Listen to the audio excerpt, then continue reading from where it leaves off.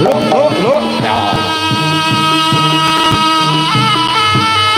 ning Warna Cuma kari sang popo wonten sanggar pamujane. Ayo nek akeh nuwun. Ajenipun pangatur wonten sanggar Gusti.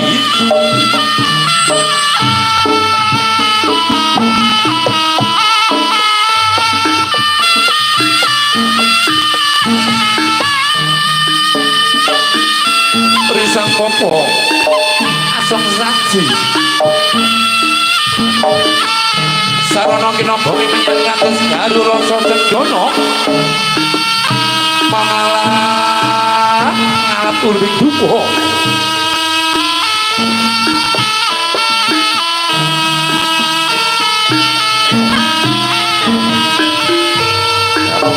pangajape punapa dados pakaryan pun para Mandragala turangga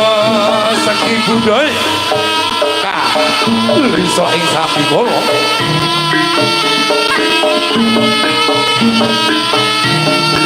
ya nek kanthi dasare sun memuji wonten kersanipun Gusti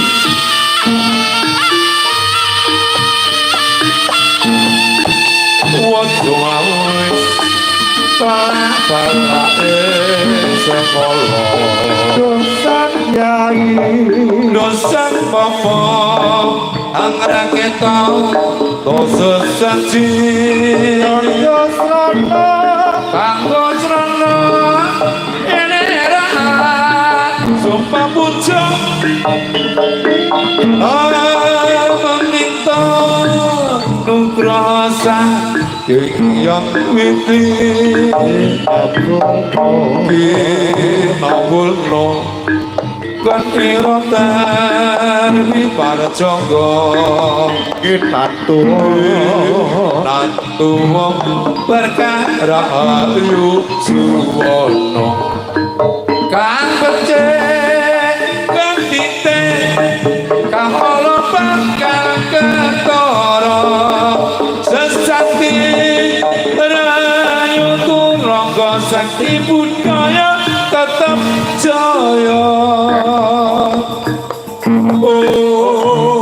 awit genam astu nama sido suara dono-dono anike bukito ingkang ampun kakot terampiang wonten saking panagan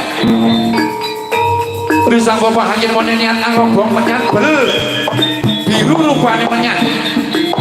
ya dereng jati rasa-rasa menyat sedikit tak causake yang ana kekurangan pun nyuwun agungé si samudra Pak Sami